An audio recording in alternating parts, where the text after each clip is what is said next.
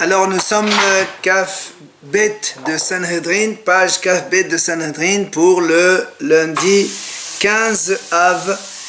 Il nous restait les 9 dernières lignes de Kaf Aleph Hamoud Bet. 9 dernières lignes, Amar Morzotra Veitima Mor Orva. Donc Morzotra nous dit, certains disent que c'est Morva, il a dit comme ça. Batehila Netena Torah l'Israël Birtav Evri Belashon HaKodesh. Au début, la Torah a été donnée avec l'écriture hébreu et la Shon HaKodesh, c'est la langue sacrée. Hazav Netena Nebeme'aza Birtav Ashurit Belashon Arami. Après, à l'époque d'Israël, a été donc donné avec un Ktav Ashurite, c'est-à-dire les lettres d'imprimerie que nous avons, Velashon Arami, mais en araméen. Bedadou Lahen Israël, à la fin, les Bnei Israël, ils ont choisi Ktav Ashurite, Velashon HaKodesh. Ils ont conservé donc l'écriture ashurite que nous avons aujourd'hui, les lettres hébraïques et la Shon HaKodesh, donc la langue des saintes. Ils ont laissé pour les autres, pour les gens simples, l'écriture hébraïque et la langue araméenne. Bien, l'Agmara dit Man Hediotot, c'est qui ces gens simples?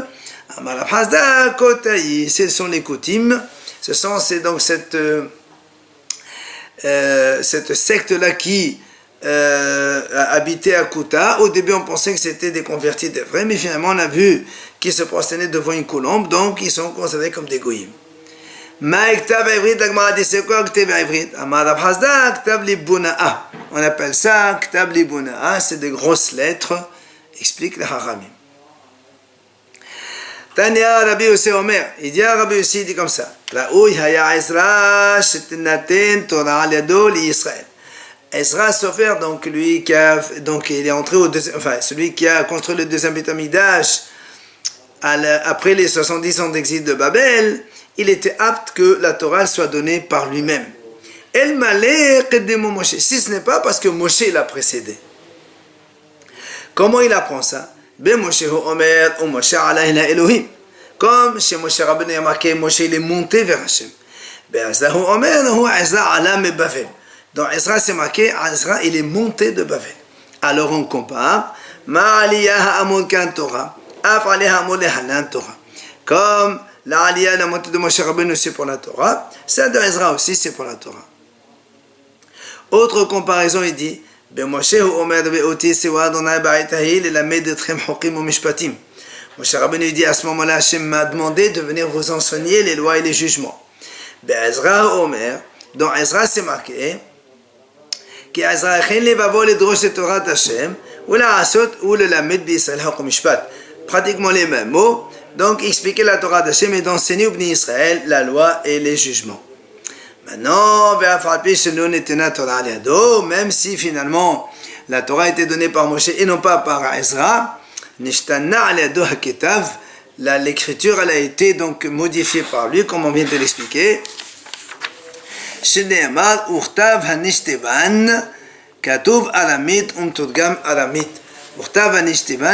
celui qui a été écrit en lettres araméennes et expliqué en araméen. C'est ce qu'on appelle Nishtevan, ça veut dire qu'il a été changé par ensuite en ashurite, comme on a dit tout à l'heure. Et il nous dit, il ramène ici ce qui est marqué dans Daniel,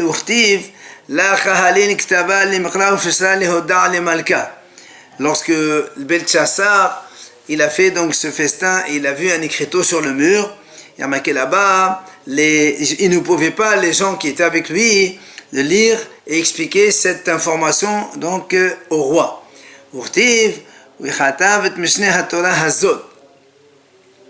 Comme le pasuk qui dit après, il a écrit Mishneh HaTorah Hazot, Chachamim dit c'est quoi Mishneh? Ktav haraoui lehishtanot, parce qu'il a été modifié tout simplement. Alors la Gemara dit Lama nekra ashurit, she'ala aimahem. Mais Ashur, il est monté depuis Ashur, c'est pour ça qu'on appelle Ktab Ashurit, donc écriture en Ashurit. C'est l'écriture donc des lettres qu'on a aujourd'hui en impression et dans le Sefer Torah. Tania Rabbi Omer, Rabbi dit comme ça, Batehila Birtav Zenetena Torah li Israël. Au début, là, donc c'est comme ça que la Torah a été donnée donc au Bnei Israël. Ou quand Ibn Israël les ont fautés, alors qu'est-ce qui s'est passé? Cette écriture est devenue pour eux comme un obstacle, ça veut dire ils ne le comprenaient plus. Quand après ils ont fait tchouva, on leur a rendu et ils l'ont compris de nouveau. Shuvu levisaron asirei hateroa gam hayom magid mishne ashiv lach. Donc Shuvu levisaron, c'est-à-dire retourner à votre forteresse. Donc en parlant de Ibn Israël rentrer à Yerushalayim à propos du deuxième Beth Amikdash, et là on a dit magid mishne agidlach ashiv lach, je te rends donc la Torah que tu as oubliée précédemment, l'écriture donc ils ont oublié. Et là encore la Gemara a dit lama nikra shema ashurit usheret bakitav, c'est donc l'écriture qui est droite. Maintenant Rabbi Shimon ben Azar, ou même Shimon ben Azar ben Parta, Shamar Shimon ben Azar Modai, il dit qu'en fait il nous donne une deuxième version. Ktav c'est lo nishtana kol iqab. En fait l'écriture de la Torah n'a jamais été changée ni modifiée. Shene'emar vave ha'amodim, à propos des les crochets qui tenaient dans le Mishkan, la cour. Donc la cour il y avait d'abord le Mishkan central au milieu, et après il y avait Hatzer, et là-bas il y avait donc comme une sorte de rideau qui cachait, et donc ces rideaux-là ils étaient maintenus par des chlaim. On appelle ça vave ha'amodim, le crochet des amodim, des colonnes. Donc ma'amodim le nishtanu, vavim le nishtanu, de la même façon que les amodim n'ont pas été modifiés, mais les vavim non plus n'ont pas donc été modifiés. C'est comme ça qu'on compare les pages du Sefer Torah, vave amodim, les amodim, et les vavim, donc les colonnes de Sefer Torah.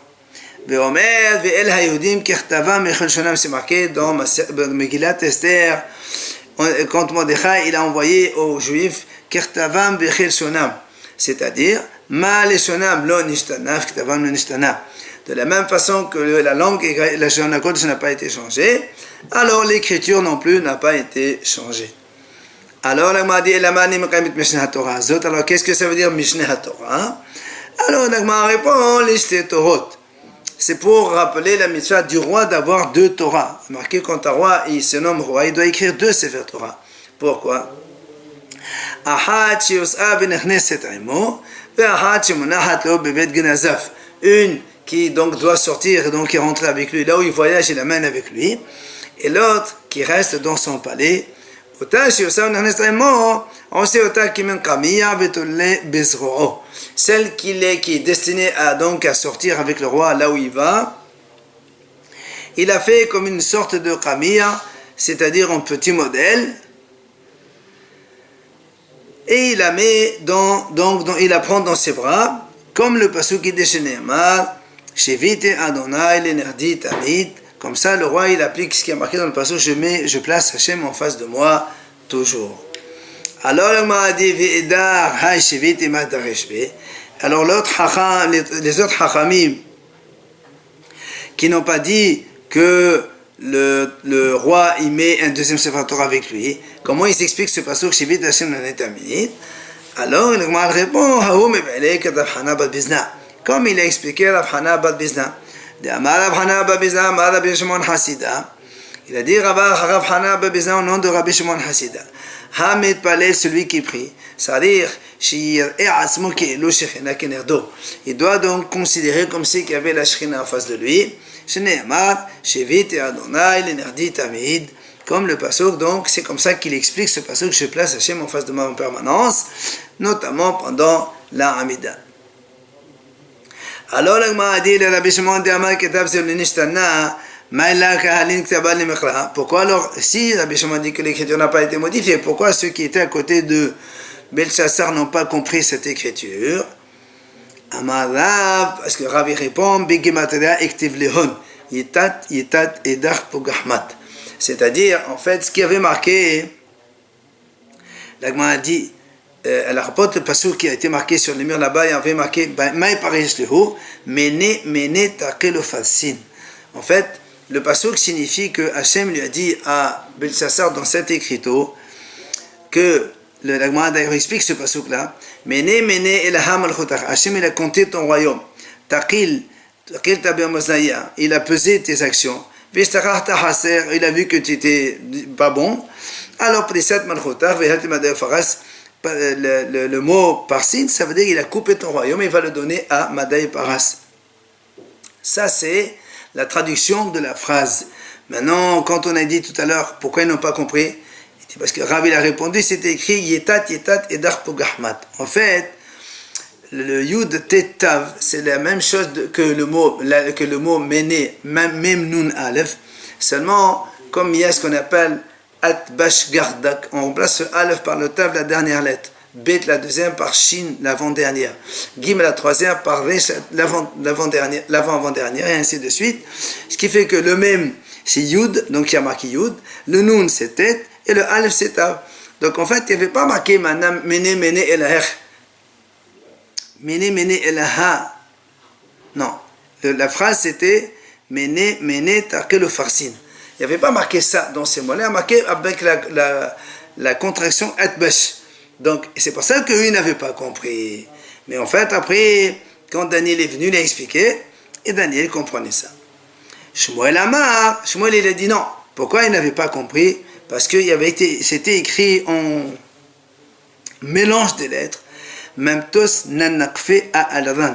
En fait, les 4 mots, on a pris le même, la première lettre de chaque mot, on a fait Mamtos. Mamtos, c'est les initiales de Mene, Takel ou Farsin. Et Nanakfe, c'est la deuxième lettre de ces mots-là. Et Alaran, c'est la deuxième lettre de troisième mot. Donc, c'est comme ça que c'était combiné. Et il n'avait pas compris. Mais Rabbi Yohanan Amar, lui, Anam Lakat Nisrifu. En fait, les mots étaient écrits à l'envers. Au lieu de Mene, même Nun Aleph, c'est écrit Aleph Nun même. Et ainsi de suite, l'autre aussi.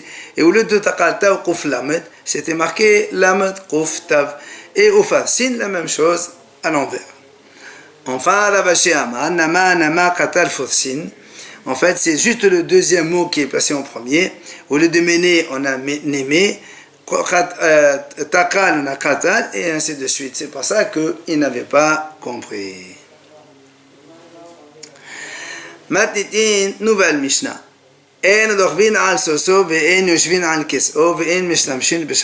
a dit que le roi, on n'a pas le droit de monter sur son cheval, on n'a pas le droit de s'asseoir sur son trône, et on n'a pas le droit non plus d'utiliser son sceptre.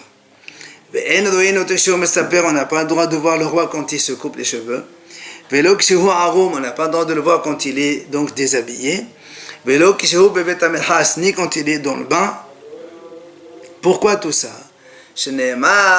Som tasim alecha melech, la Torah dit, tu mettras sur ton roi. Haramim explique tasim, shetehe emato alecha, que sa crainte elle soit sur toi.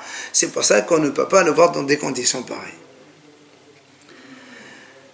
Gemara Amar Rabbi Yaakov Amar Rabbi Yohanan. Il dit Rabbi Yaakov au nom de Rabbi Yohanan. Avishag moteret le Shlomo va asura la Adonia.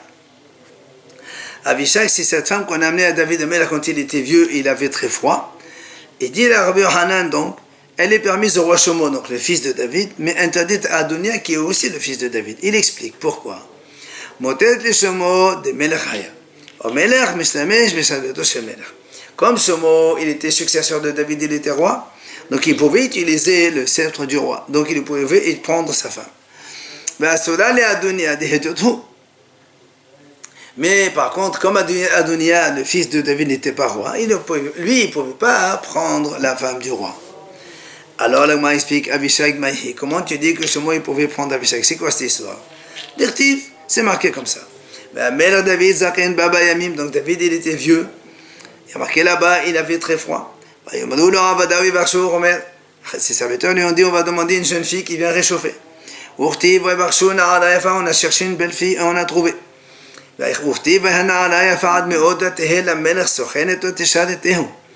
Donc, on a trouvé cet Avishag et qui était donc venu réchauffer le roi. Alors, la Gemara raconte, Amra Ninasban. Avishag, elle dit à David, on se marie, on ne peut pas rester comme ça. Amala Asidatle. Il a dit, non, tu es interdite à moi.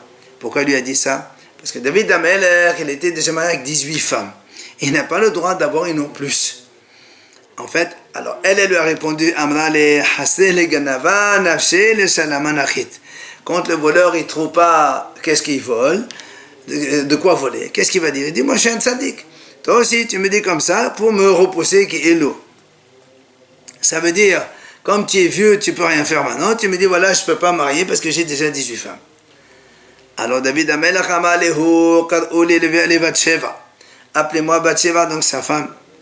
Et il y a marqué là-bas que Bathsheba est venue dans la chambre chez le roi. Amar Rabbi Yehuda amar Rav, il a dit Rabbi dans le nom de Rav, Be'ota sha'a qinha Bathsheba b'shosh asema pot. Il a dit Rabbi dans le nom de Rav que David Amelech, donc à ce moment-là, il a été avec elle 13 fois, il a une relation avec elle 13 fois, pour montrer qu'il avait toutes ses forces avec lui. Amar Rav Shamin Baraba. Il a dit Rav Shamin Baraba, comme c'est difficile de divorcer. Pourquoi?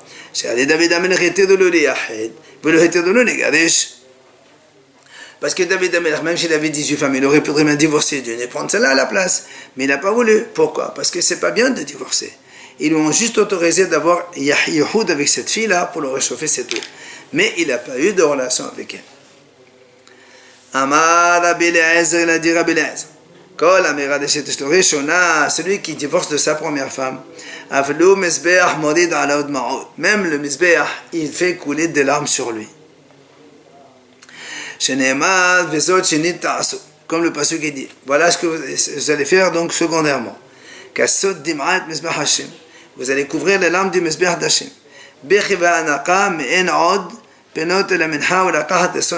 Ça c'est le pasuk qui termine.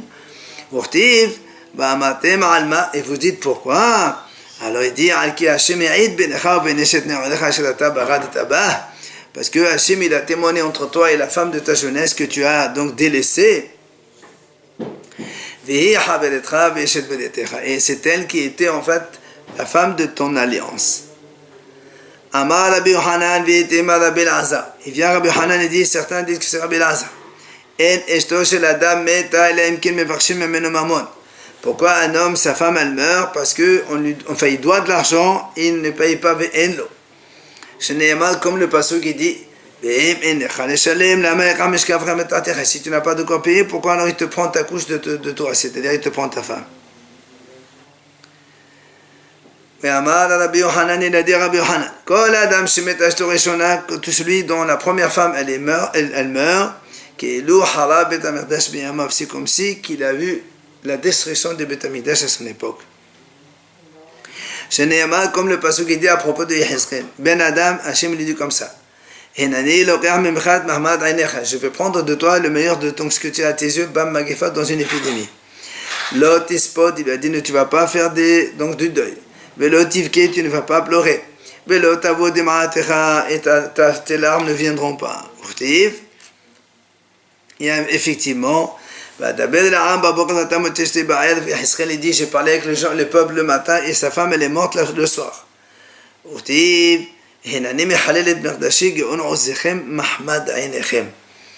C'est ce qu'il dit le pasuk aussi. Le Mahmad Ainechem, c'est en fait, c'est le Beth Amikdash. C'est pour ça qu'on compare la femme qui meurt comme le Beth Amikdash qui a été détruit. Amar Rabbi Alexandri, Kol Adam Shemetashto Be'amav, Olam Hashach Ba'ado. Celui dont la femme elle meurt alors qu'il donc durant sa vie, c'est le monde qui devient noir pour lui. Shneimar Or Hashach Be'aholo Benero Alavidach. Donc la lumière s'obscurcit dans sa tente et sa veilleuse elle s'éteint. Rabbi Sebahanin Amar Pseota ou Metkaserot. Il dit Rabbi ses pas ils deviennent petits courts. Donc, ils vont devenir ses pas réduits. Rabbi Abaou Amar Asaton Ofeled. Rabbi Abaou dit, lui, son conseil tombe, c'est-à-dire, il n'a plus des idées. Amar Rabba Babarhana Amar Rabbi Yohanan. Caché les savouram qui créatent souf. Et les couples Hachem, c'est difficile pour les accoupler entre eux. Pour trouver le mari à sa femme et la femme au mari, comme le miracle de la traversée de la mer Rouge. Donc ça veut dire qu'Hachem il fait des nissim pour rencontrer les gens pour se marier. Shene'emar, Elohim Moshiv Yahidim Baita, Hachem il fait installer les gens seuls à la maison, donc le mari d'un côté et la femme de l'autre. Moshe Asidim Bakosharot, c'est comme il a fait sortir le Bnei Israël, donc de Mitzrayim. Alors on m'a dit, comment tu peux me dire que c'est difficile comme cela de les marier? Pourtant, Rabbi Uda, au nom de Rabbi, il a dit 40 jours avant la naissance de l'enfant, il y a une voix Minashamem qui dit la fille de tel monsieur, elle est réservée à ce monsieur. Donc c'est déjà dicté donc depuis avant. Qu'est-ce que tu dis que c'est difficile de les accoupler? Alors l'Agma répond la kasha ha bizivug rishon ha bizivug sheni. Il dit ce qui est difficile, donc le premier qui a dit que la voix céleste a dit la fille de tel pour tel, ça c'est le premier mariage. Mais c'est dans le deuxième qui est difficile comme Klarat et Amsouf. Amar Rabbi Shmuel ben Nachman. Il a dit Rabbi Shmuel ben Nachman, la kol yesh tmura. Pour tout, il y a un change, il y a un rechange, c'est-à-dire quand elle se perd, on remplace. Chutz me eshet ne'orim. Sauf la femme de la jeunesse, c'est-à-dire la première femme que l'homme épouse. Shne'emar ve'eshet ne'orim ki tima'es. Maintenant, Rabbi Uda, il a enseigné à son fils Rabbi Ishaq. En Adam mosek korat ruach ella me'eshto rishona.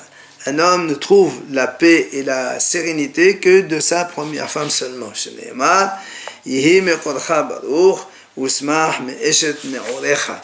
Que ton makor, ta source, elle soit bénie, et réjouis-toi de la femme de ta jeunesse. Amalo kigonman. Alors son fils lui dit, mais comme qui par exemple? Amalo kironimecha. Il lui a dit par exemple ta mère. Donc c'est Rav Yehuda qui parle avec Rav Yitzhak, son fils. Alors la Gemara s'étonne. Comment tu peux dire ça? Et pourtant, on a vu que Rav Yehuda lui-même, il a dit à son fils Rav Yitzhak, et moi je trouve la femme plus amère que la mort parce qu'elle est pleine que d'obstacles et de pièges. Et quand il lui a dit son fils il a dit comme qui par exemple il lui dit comme ta mère. Alors comment au début il lui dit ta mère c'est comme ça, elle est pleine d'obstacles et de pièges, et après il lui dit ta mère c'est la plus belle et la plus gentille. Alors la Gemara répond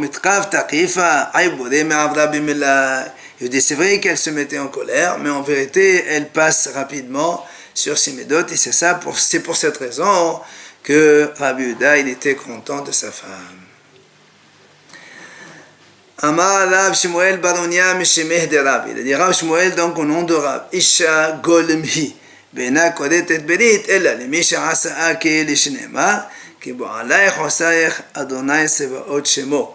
Il dit la femme c'est comme un golem. Golem ici ça signifie une forme, c'est-à-dire on prend de l'argile et après on le forme, on fait avec ce qu'on veut comme ustensile. Donc la femme au début elle est comme une forme, il n'y a pas de forme. Et quand elle se marie avec son mari, c'est lui qui va la rendre donc ustensile.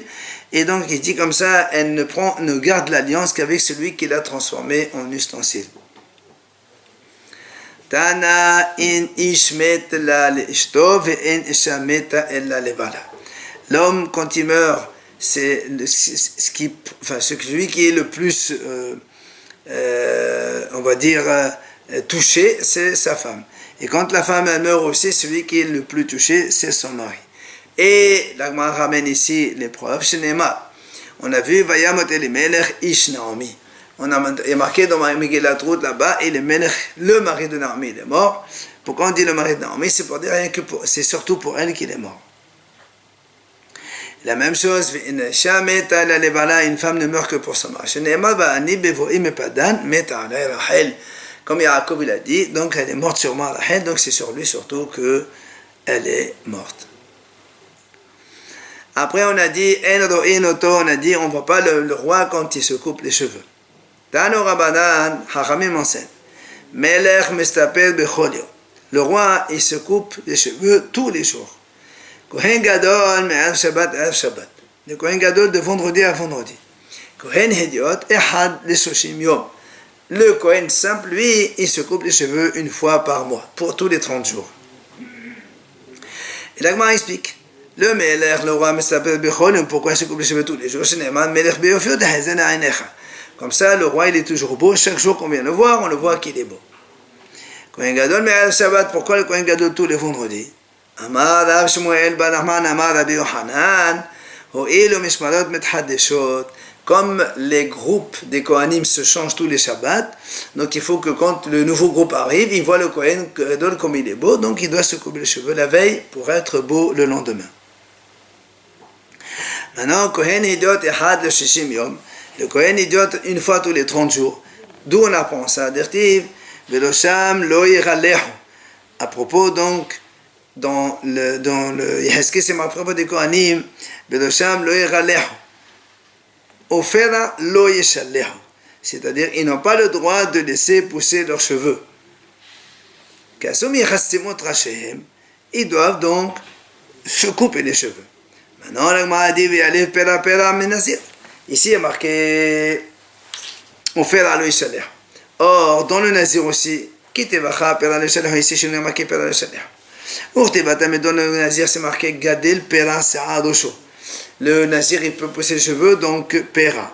Alors, comme Alan Sushim, comme dans le Nazir, c'est 30 jours, et bien là aussi, c'est 30 jours.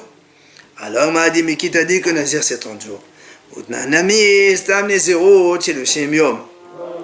Dans une mission, on a vu que un nazir simple, c'est 30 jours. Comment on a pris ça? Amar Rav de Amad Khera, Kadosh Yehye. Yehye, sa valeur numérique bigmatriate latine Havo, c'est 30. Alors, Amar et Rav Papa les Abaye, puisqu'il y a marqué Fera lo yeshalehu, ils n'ont pas le droit de se laisser pousser les cheveux. Pourquoi tu dis 30? Il peut le faire avant. Et malheur, les bouclades, ils n'ont pas le droit de laisser pousser du tout.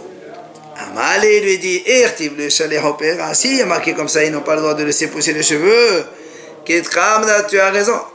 Ici, c'est marqué, Fera le chalet. C'est-à-dire, Pera, c'est quoi Pera? C'est quand levé chez le chalet.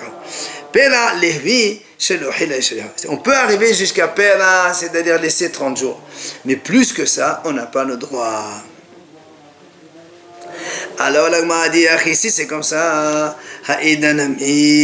alors aujourd'hui aussi, même si le Beit HaMikdash est détruit, les Kohanim doivent se couper les cheveux tous les mois aussi. Pourquoi? C'est comme ça ressemble au vin. Ça c'est la réponse qui répond. Il dit non. Ma yain bizman be'ahu de asur shel bizman be'ashari. Après, bizman be'asur shel bizman be'ashari. L'Agma a dit non, c'est comme le vin. Comme le vin. Pendant le Beit HaMikdash, c'est assourd de boire du vin quand ils vont aller servir le Beit HaMikdash. Mais maintenant qu'il n'y a pas de Beit HaMikdash, ils ont le droit de boire. Alors laissez pousser les cheveux aussi, c'est pareil. Au Beit HaMikdash, ils doivent se couper les cheveux tous les 30 jours. Mais maintenant qu'il n'y a pas, ils peuvent laisser pousser plus, c'est pas un problème. Alors l'Agma a dit comment? Comment tu dis qu'aujourd'hui les Kohanim, ils ont le droit de boire du vin même s'il n'y a pas de Beit HaMikdash? Pourtant la Braïta dit, Rabbi dit comme ça. Omer Ani, moi je dis, Kohanim Asolen ne soutient l'Aolam. Les Kohanim, en principe, ils n'ont pas le droit de boire du vin, l'Aolam tout le temps. Pourquoi? Parce qu'on ne sait jamais. Si, imagine, ils ne savent pas de quel groupe ils sont, et le Beit HaMikdash se construit, on va leur demander de venir servir, comment ils ne vont pas pouvoir? Abalma et Aese Shitakanato Kalkalato. Et étant donné, la takana d'un Kohen, c'est quoi? C'est Kalkalato. C'est parce que justement le Beit HaMikdash a été détruit. Et maintenant on ne connaît plus exactement qui et quoi, qui va faire, quand est-ce qu'il va travailler comme groupe. Alors Chachamim ont instauré qu'ils peuvent boire du vin. On ne craint pas que le Beit HaMikdash soit construit immédiatement. Amal Abaye, il a dit Abaye, Keman Shate Kohane Hamra Ha'edna, Rabbi, comme qui les Kohanim aujourd'hui ont l'autorisation de boire du vin, c'est parce que Rabbi pense comme ça. Ah, l'Agma a dit Mikela, donc on déduit de la banane, asre. Donc tu vois même que sur le Chachamim, les Kohanim n'ont pas le droit de boire du vin aujourd'hui. Alors dans ces cas-là, ils n'ont pas le droit non plus de laisser pousser les cheveux plus que 30 jours. Alors l'Agma répond, c'est pas pareil. Pourquoi? Hatam, là-bas dans le vin. Pourquoi les Hachamim ont dit c'est assourd de boire du vin? Parce que Si imagine le Beth Amikdash se construit rapidement et on veut un Kohen, il n'y a pas parce qu'ils ont bu du vin, comment on va faire pour servir? C'est pour ça qu'on leur interdit de boire selon les Hachamim. Mais dans ces cas-là, même si un Kohen il a de longs cheveux, et si le Beth Amikdash se construit maintenant, il ne peut pas servir non plus. Alors, dit c'est pas pareil. Ici, il se coupe les cheveux, ça prend une demi-heure, un quart d'heure, et après il peut aller servir, c'est pas un problème. Alors il m'a dit, et alors, dans ces cas-là, Hatam l'a mis dans le vin aussi, c'est pareil. On sait que quand quelqu'un boit du vin, il dort un petit peu, après il se réveille, il a couvé son vin, c'est terminé. Comme il a dit, quand quelqu'un marche 1 km ou quand il dort un petit peu, eh bien ça enlève le vin. Donc on a aussi une solution pour le vin aussi. Pourquoi les Hachamim leur interdisent? Alors l'Agman répond, c'est pas pareil. Pourquoi? Parce que Rav Nachman il a dit à ce sujet, quand est-ce qu'on a dit qu'un petit sommeil il enlève le vin? C'est quand il a bu des vi'it, 86 ml de vin.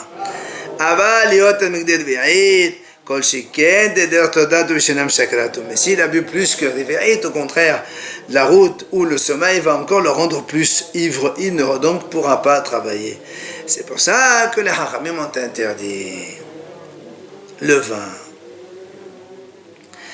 Ravashi Amar, Ravashi donne une autre réponse. Il dit, comme quelqu'un qui a bu du vin, s'il sert au Beth Amikdash, le service il est hol, il est nul. C'est pour ça que les Haramim ils ont fait Xéra aujourd'hui aussi, ils ne boivent pas du vin. Aval, mais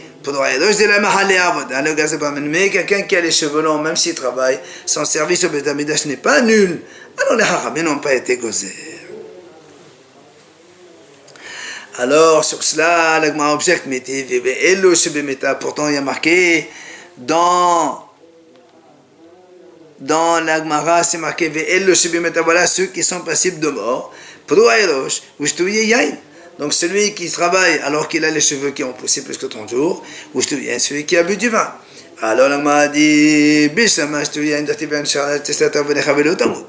pour le vin, c'est marqué dans la Torah. Hachem il a dit à Aaron, tu n'as pas le droit de boire du bord du vin avant d'aller au Beth Amikdash. Et après, ça veut dire que s'il boit, il va mourir. Et là, Proedosh, Menalan, où tu as vu que Proedosh, celui un Kohen qui laisse pousser les cheveux qui va au Beth Amikdash servir, il est Hayamita. Bien, la Gemara répond parce qu'on les compare. On compare celui qui a les cheveux longs avec celui qui a bu du vin. Comment? C'est marqué dans la Torah. C'est